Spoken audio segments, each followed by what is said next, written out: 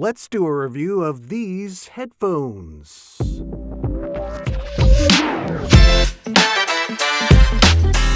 Welcome, my name is Moose. I'm a voice actor who occasionally does some YouTube videos like this one today for the III TMA-2 Studio Wireless Headphones.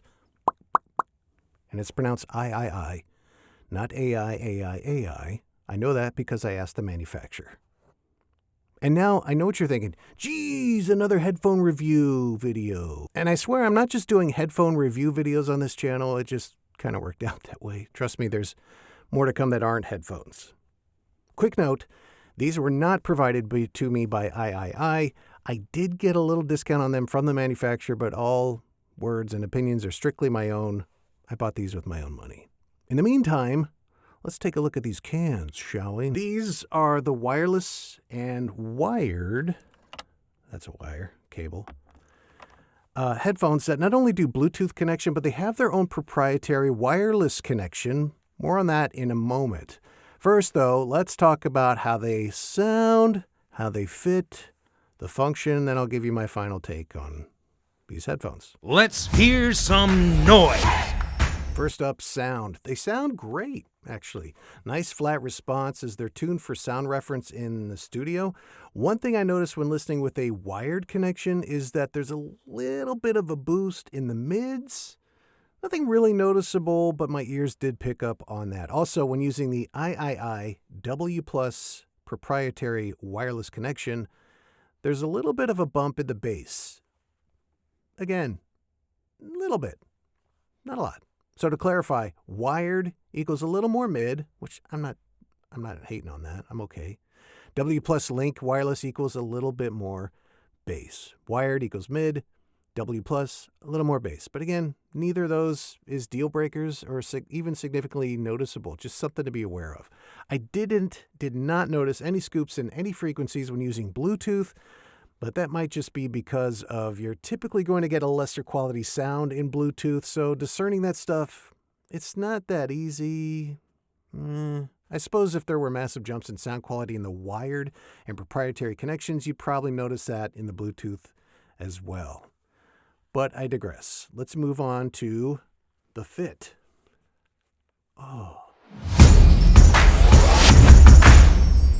These cans feel pretty good. Soft memory foam ear pads, a pad on the headband part. I had some issue with the headphones kind of slowly sliding off my head a little bit, but I finally found a click that allowed me to get these fitting just right on my big-ass head. I got a big dome. Once I got that dialed in, the fit was good to go. The ear pads are circular, and they're just a little bit small compared to other full-size headphones that have over-the-ear circular pads like most Beyerdynamics, AKGs, and others. For example, when I've worn the Beyerdynamics with circular ear pads, I've not noticed them at all because they were large enough to fit over my ears. They just swallowed up the ears. These kind of sit on my ears a little bit. The IIIs, however, they got a little bit smaller ear pad than most of the ones I mentioned, so it was noticeable when I wore the TMA2s. Not helping is that I've been using a pair of Austrian Audio HIX60 cans that I love. Love those headphones. Well worth the price. They have oval ear pads, or is that called semicircular? Anyway, not circular. Here's a picture. And they just seem to fit me better. But again, I have a big head, so your results may be different. As far as using these for a duration of time, I got a little bit of pain on my right ear about an hour after wearing. I should point out, though, that was before I got my right click dialed in right. So I probably just had to set it to a spot that was maybe, I had it set to a spot that was maybe a scotch too small. Overall, though, the fit is pretty good. I just wish the ear pads were maybe 20% bigger. You know, if they just went like that much, you know, I wouldn't be talking about ear pads as much. On to function.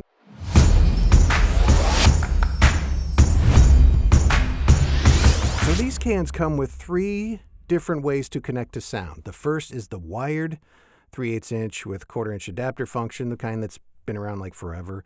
The second is Bluetooth, which we've all come to know in the last 15, 20 years. The third is a proprietary wireless connection from III called W Plus Link. Now, this is their own technology that allows you to listen wirelessly with almost no latency. And if I had to guess, I would think they'd probably license this out in a few years to other headphone manufacturers if it truly picks up. As you might know, Bluetooth headphones, they're not a staple of real studio monitoring and mixing because of the latency or delay that inherently comes with the Bluetooth technology.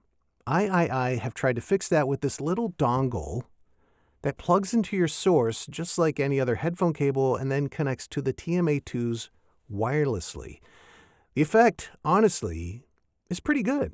It's by no means latency-free, but it's way better than trying to use a Bluetooth connection for studio work, which is usually not recommended. To get an idea of how that sounds, I'll put a link in the description to a video by Cleveland Terry, where he does a great job of showing you the latency of the W Plus Link as well as hearing it. And in his playback, you can hear just a little bit of, he kind of lines them up to where, just go watch it in the link. It really shows you the difference. So why would you need an almost latency-free headphone in the studio? Well, engineers are having to get up, move cables, replug this and that, adjust microphones, reaching over to the other side of the board and all that kind of stuff. So being able to have a wireless headphone could be pretty beneficial in an environment that is dominated by wires and cables. And I didn't really think about this until just now. If you're on stage and you're like the dude from Linkin Park, you like your full set of cans, maybe this will do the job for you. So being able to have a wireless headphone could be pretty beneficial in an environment that is dominated by wires and cables. For instance, here's a picture of the setup in wire crazy area while I was doing a neural capture of a guitar amp with my Quad Cortex. If I could have headphones without a wire with almost no latency, that would have probably reduced my wires by at least one. And I did trip on a wire, so there is a use for this sort of technology. Okay, so to select between the different wireless and I guess wired modes, you do either pushing or holding to the side with this little joystick on the back of the right ear pad. It's a little confusing. It takes a little getting used to, but it's not a hard thing to grasp. You just gotta get used to it. Basically, white light means W Plus Link is connected. Blue light is Bluetooth. And I'll put a link in the description on how to make those connections. For casual listening to music, III have an app for their TMA-2 line of headphones so you can adjust the sound. That way, if you're listening on Bluetooth, you can change the sound signature to fit your taste. For instance, in the studio, I like it nice and neutral. But when I go and use these for listening to music on my laptop, or my phone, I should say, I'll adjust it to get a little punchier in the mids to bass. So those guitars really stand out. Powering off just lets you plug in the cable and use them like old-fashioned wired cans. You just put the cable in, turn it, and it locks in there. Let's go to my final take, and then we'll be done here. All right, so my take on it is I like these headphones. I don't love them. Like I said at the top of the video, they have a nice neutral response, which I love, not only with my work in the audio world, but when listening to music for the most part. Like I said, I'll punch it up on the app a little bit, but I like things usually pretty flat. Who are these for? I think III are essentially looking to finally bring usable wireless headphones into the studio for actual monitoring. And this would mostly benefit a studio engineer who's jumping around the place, adjusting stuff, tweaking levels, bus inputs, or someone who's just tired of wires. So if you're fed up with wires in your studio or have done the headphone cord head whip, we've all done that before. It's like, let me reach over here. We've all done that. These will be perfect for you. I've been monitoring this recording with the TMAs in the W Plus mode the entire time. Haven't noticed much of any latency. I mean, if you really stop and pay attention, you might hear it, but nothing too distracting, So if you're laying down vocal tracks and you want wireless, these will be just fine. As for me, they're not my go-to studio cans because they're not long-haul comfortable. Can we use that term? And what I mean by that is when I have a 2-hour session with voice acting, it sometimes happens, I don't think these are going to pass muster when it comes to still being comfortable at the 1 hour 45-minute mark or even 1 hour 20-minute mark. The Austrian Audio have been super comfortable in the long sessions, and I just don't see these doing the same. But again, I got a big head, so you sense a theme here? And to wrap it up, that's it.